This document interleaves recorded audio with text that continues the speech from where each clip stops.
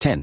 City and state police to be there today. Officials confident. Faber says he's hoping for no unrest. U.S. Keeping close eye on Little Rock, Arkansas Gazette. Monday, September 23, 1957. As I read the morning newspaper that Monday, what with all the changes, I thought maybe the headline would read, "Integration halted again." At least this time it seemed everybody was expecting us to arrive at Central High School and go inside for classes. As I walked back to the kitchen, I decided I would begin to mark off my days at Central High on the big wall calendar that belonged to Grandma. I longed to see all the crossmarks fill. The days that would become weeks and then months. I glanced at the month of September and picked the spot where I would put the first crossmark if I completed the first day. Lord, please let me be strong enough to fill in this day and all the school days that follow, I whispered. It was not yet 8 o'clock when Mama and I parked at the curb, just outside Mrs. Bates's home. I was surprised to see so many people milling about the yard. There was double the usual throng of news reporters. Everybody spoke in whispers. We greeted each other as though there were compelling reason not to talk in ordinary tones. I was ushered through the crowd and into the living room, where radio and news reports held everyone's attention. Hundreds are gathered at Central High to await the arrival of 9 Negro students who will begin the court-ordered integration. Some believe the governor should have instructed the soldiers to remain at the school to keep order. Assistant Police Chief Gene Smith and a group of officers arrived at 7 a.m. to patrol the area. 50 state police have joined them. We 9 acknowledged each other with nervous smiles and a very few whispered words. Adults nodded to each other with the kind of glances that seemed to carry secret messages as they periodically looked at their watches. The nervousness grew worse with each passing moment. People were pacing, pretending to smile, sitting a moment, then rising to pace again. After a while, I became one of those people. We were going to be late for school, no doubt late on the first day. What would everybody think? The phone rang. It was time to be on our way. Mother Lois looked as though she were on the brink of tears. As we filed silently out of the house, I waved goodbye to her. I wanted to hug her, but I didn't want everyone to think I was a baby. Other parents milled about, looking as if we were being carted off to be hanged. As we started to walk to the cars, they clutched at us as though they weren't completely certain we'd be coming back. We settled ourselves into 2 cars. Mrs. Bates was in the first car with 4 of the 9, and a man introduced as C.C. Mercer. Another NAACP official, Frank Smith, was driving the car I rode in with the remaining 4 students. We watched the news reporters run to their vehicles and rev their engines. The non-white reporters seemed hesitant about getting started. They hovered together. That's when I realized it must be difficult, even dangerous, for our people to cover a story like this. We seemed at first to be driving in circles. Our driver X explained that the police advised we not take the usual route B, cause segregationists might lie in wait for us. I looked at my watch. It was after 8:30. We'd be very late, arriving even later than I'd feared. Central High was located on Park Street, stretching a 2-block distance between 14th and 16th Streets. But the route we took confused my sense of direction. I was surprised when suddenly we pulled up to the side entrance at 16th Street, just beyond Park. Amid noise and confusion, the driver urged us to get out quickly. The white hand of a uniformed officer reached out toward the car, opening the door and pulling me toward him as his urgent voice ordered us to hurry. The roar coming from the front of the building made me glance to my right. Only a half-block away, I saw hundreds of white people, their bodies in motion, their mouths wide open as they shouted their anger.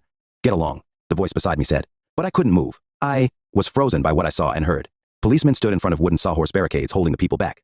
The rumble of the crowd was like that at a football game, when the hero runs the ball to the end zone for a touchdown, only this time, none of the voices were cheering. "The niggers. Keep the niggers out." The shouts came closer. The roar swelled, as though their frenzy had been fired up by something. It took a moment to digest the fact that it was the sight of us. Hustled along, we walked up the few concrete stairs, through the heavy double doors that led inside the school, and then up a few more stairs. It was like entering a darkened movie, the theater, amid the rush of a crowd eager to get seated before the picture begins. I was barely able to see where we were rushing to. There were blurred images all around me as we moved up. More stairs. The sounds of footsteps, ugly words, insulting shouts, and whispered commands formed in echoing clamor. "Niggers, niggers, the niggers are in." They were talking about me. The shouting wouldn't stop. It got louder as more joined in. "They're in here. Oh God, the niggers are in here." One girl shouted, running ahead of us down the hallway. "They got in. I smell something. You niggers better turn around and go home." I was racing to keep pace with a woman who shouted orders over her shoulders to us. Nobody had yet told us she was someone we could trust, someone we should be following. I tried to move among the angry voices, blinking, struggling to accustom my eyes to the very dim light. The unfamiliar surroundings reminded me of the inside of a museum, marble floors and stone walls and long winding hallways that seemed to go on forever. It was a huge, cavernous building, the largest I'd ever been in. Breathless, I made my legs carry me quickly past angry white faces, dodging fists that struck out at me. "The principal's office is this way," whispered a petite woman, with dark hair and glasses. "Hurry, now, hurry." I was walking, as fast as I could. Then we were shoved into an office where there was more light. Directly in front of us, behind a long counter, a row of white people, mostly women, stood staring at us as though we were the world's 8th wonder. In the daylight, I recognized Mrs. Huckabee, Central High's vice principal for girls, who had been present at several of our earlier meetings with the school board. "This is Jess Matthews, the principal," she said. "You remember him?" No, I didn't remember. He peered at us with an acknowledging frown and nod, then quickly walked away. "Here are your class schedules and homeroom assignments. Wait for your guides," Mrs. Huckabee said. That's when I noticed that just beyond the glass panels in the upper part of the door that led to the office, clusters of students stood glaring at us. One boy opened the door and walked in, yelling, "You're not going to let those niggers stay in here, are you?" All at once, Thelma Mothershed slumped down on the wooden bench just inside the door of the office. Mrs. Huckabee hustled the boy out and turned her attention to Thelma, as we all did. She was pale, her lips and fingertips blue. Breathless as she was, she mustered a faint smile and tried to reassure us. None of us wanted to leave her there with those white strangers, but Mrs. Huckabee seemed to be a take-charge person who would look after her. She ushered us out, saying we had to go. Just for an instant, I worried about how Thelma's parents would get through the huge crowd outside to pick her up if she were really ill. 339. That was the number of the homeroom on my card. I was assigned to the 3rd floor. We quickly compared notes. Each of us was assigned to a different homeroom. Why can't any of us be in the same homeroom or take classes together? I asked. From behind the long desk, a man spoke in an unkind, booming voice. You wanted integration. You got integration. I turned to see the hallway swallow up my friends. None of us had an opportunity to say a real goodbye or make plans to meet. I was alone, in a daze, following a muscular, stocky white woman with closely cropped straight black hair. Up the stairs I went, squeezing my way past those who first blocked my path and then shouted hurtful words at me. Frightened did not describe my state. I moved on to terrified. My body was numb. I was only aware of my head and thoughts and visions. I had fantasized about how wonderful it would be to get inside the huge beautiful castle I knew as Central High School. But the reality was so much bigger, darker, and more treacherous than I had imagined. I could easily get lost among its spiral staircases. The angry voices shouting at me made it all the more difficult to find my way through these unfamiliar surroundings. I was panic-stricken at the thought of losing sight of my guide. I ran to keep up with her. Move it, girlie, she called back at me. Phew, one boy said, backing away from me. Others stopped and joined in his ridicule. For an instant, I stood paralyzed. Don't stop, the woman commanded. Her words snapped me into action. I scuffled to move behind her. Suddenly I felt the sting of a hand slapping the side of my cheek, and then warm slimy saliva on my face, dropping to the collar of my blouse. A woman stood toe to toe with me, not moving. Nigger, she shouted in my face again and again. She appeared to be a little older than my mother. Her face was distorted by rage. Nigger bitch, why don't you go home? She lashed out at me. Next thing, you'll want to marry one of our children. Marry, I thought, as I darted around her. I wasn't even allowed to go on a real date. Grandma wouldn't let me marry. Besides, why would I choose to marry one of those mean little rock white people? My temples throbbed, my cheeks stung, the spit was still on my face. It was the first time I'd ever been spat upon. I felt hurt, embarrassed. I wondered if I'd catch her germs. Before I could wipe it off, my guide's harsh command summoned me to move. Get going. Now. Do you hear me? Move. Now. I brushed the saliva off my nose with my hand. As I entered the classroom, a hush fell over the students. The guide pointed me to an empty seat, and I walked toward it. Students sitting nearby quickly gathered their books and moved away. I sat down, surrounded by empty seats, feeling unbearably self-conscious. Still, I was relieved to be off my feet. I was disoriented, as though my world were blurred and leaning to the left, like a photograph snapped from a twisted angle and out of focus. A middle-aged woman, whom I assumed to be the teacher, ignored me. Open your book to page 12, she said, without allowing her eyes to acknowledge me. Are you going to let that nigger coon sit in our class? A boy shouted as he glared at me. I waited for the teacher to say or do something. Now, class, if you've done the homework, then you know. A loud voice cut her off, shouting. We can kick the crap out of this nigger, the heckler continued. Look, it's 20 of us and one of her. They ain't nothing but animals. Again, I waited for the teacher to speak up, but she said nothing. Some of the students snickered. The boy took his seat, but he kept shouting ugly words at me throughout the rest of the class. My heart was weeping, but I squeezed back the tears. I squared my shoulders and tried to remember what Grandma had said. God loves you, child, no matter what. He sees you as his precious idea. Walking the gauntlet to my next class was even more harrowing. I had to go out behind the school, through the girls' dressing room, down a long concrete walkway, and onto the playing field. You better watch yourself, the guide warned, as we moved at high speed through the hostile students.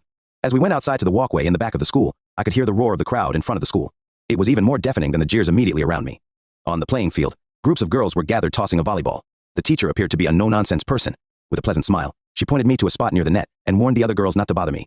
Let's keep the game going, girls, she said in a matter-of-fact way. The girls paused for a moment, looked at each other, looked at me, and then began tossing the ball back and forth. For just one instant, I was actually concerned about whether or not I could hit the ball and score. It took me a moment to realize. It was whizzing awfully close to my head. I ducked, but they hit me real hard, shouting and cheering as they found their target.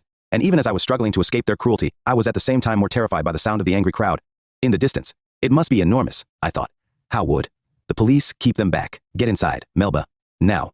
The face of the gym teacher showed both compassion and alarm as she quietly pointed to a group of women some distance away, jumping over the rear fence as they shouted obscenities at me. Hurry. I started to run for my life. Nigger, nigger, one woman cried, hot on my heels. Get the nigger. 3 of them had broken away from the pack and were gaining on me. I was running at top speed when someone stuck out a foot and tripped me. I fell face forward, cutting my knee and elbow. Several girls moved closer, and for an instant I hoped they were drawing near to extend a hand and ask me if I needed help. The nigger is down, one shouted. She's bleeding. What do you know? Niggers bleed red blood. Let's kick the nigger. I saw the foot come in my way and grabbed it before it got to my face. I twisted it at the ankle like I'd seen them do at the wrestling match. The girl fell backward. As I scrambled to my feet, I looked back to see the brigade of attacking mothers within striking distance, shouting about how they weren't going to have me in school with their kids. I ran up the stairs, hoping I could find my way back to the office. With the mothers close on my heels, shouting their threats, the twisted maze of the hallway seemed even more menacing. I felt I could have gotten lost forever as I struggled to find the door that led to the office in safety, opening first, one, then another. I raced through a honeycomb of locker rooms and dead-end hallways. After several minutes of opening the wrong doors and bumping into people who hit me or called me names, I was in tears, ready to give up, paralyzed by my fear. Suddenly Grandma's voice came into my head. God never loses one of his flock. Shepherd, show me how to go, I said. I stood still and repeated those words over and over again until I gained some composure. I wiped my eyes, and then I saw blood running down my leg and onto my saddle shoe. It was too much. I pressed my thumb to the wounded area to try and stop the bleeding. I've been looking for you. The stocky guide's voice was angry, but I was so glad to see her I almost forgot myself and reached to hug her. And just where do you think you are going? You are only supposed to travel through the school with me. She looked at my leg, but said nothing, then looked away. Yes, ma'am, but nothing. Let's go to shorthand class. She didn't know it, but she was the answer to my prayer. I was so grateful for her being there. I looked over my shoulder to see the group of mothers standing still, obviously unwilling to come after me with the school official at my side. I choked back tears and speeded my steps. Hello, honey, welcome. We're just beginning. I'm Mrs. Pickwick. The warm voice of the tiny dark-haired woman comforted me. Although she was petite, I quickly discovered that my shorthand teacher was definitely not one to tolerate any hanky-panky. When students moved away from me, hurling insults, she gave them a stern reprimand. If you move to the office and see the principal, she said without so much as a hint of compromise in her voice. As I headed for the last row of empty seats by the window, she called out to me, Melba, stay away from the window. Her voice was sympathetic, as though she really cared what happened to me. As I turned back to follow her orders, I caught a glimpse of the crowd across the street from the front of the school. I was so transfixed by the sight, I couldn't move. The ocean of people stretched farther than I could see, waves of people ebbing and flowing, shoving the sawhorses and the policemen who were trying to keep them in place. There were lots of uniformed policemen, but the crowd must have outnumbered them 100-fold. Every now and then, 3 or 4 people broke through and dashed across the street toward the front of the school. The police would run after them. Melba, please, take your seat. Slowly, reluctantly, I turned away and stumbled to my seat. As I sat there, trying to focus on the shorthand book before me, I could hear some of the things the crowd was shouting. Get the niggers, and 2, 4, 6, 8, we ain't gonna integrate, although I could not erase the images or the sounds of those people outside. Somehow Mrs. Pickwick was so sincere and determined to be as normal as possible that I actually listened to what she had to say about shorthand. I even managed to draw several shorthand characters on my tablet as the noise got louder and louder. I looked up from my notes to see my guide entering the door. She wore a frown and was red-faced and perspiring. Something was awfully wrong. It was written all over her face. Come with me, now. To the principal's office, she called out nervously. This time she collected my books and shoved them into my arms. I walked even faster than before. We were almost running. Don't stop for anything, she shouted at me over the noise. As I followed her through an inner office past very official-looking white men, I was alarmed by the anxious expressions on their faces. I was led to an adjoining anteroom, a smaller office, where some of the 8 had gathered. 2 of the girls were crying. I stood near the door, which was ajar enough so that although I could not see who was speaking, I could hear much of the men's conversations. I heard their frantic tone of voice, heard them say the mob was out of control, that they would have to call for help. What are we going to do about the nigger children? Asked one. The crowd is moving fast. They've broken the barricades. These kids are trapped in here. Good Lord, you're right, another voice said. We may have to let the mob have one of these kids, so as we can distract them long enough to get the others out.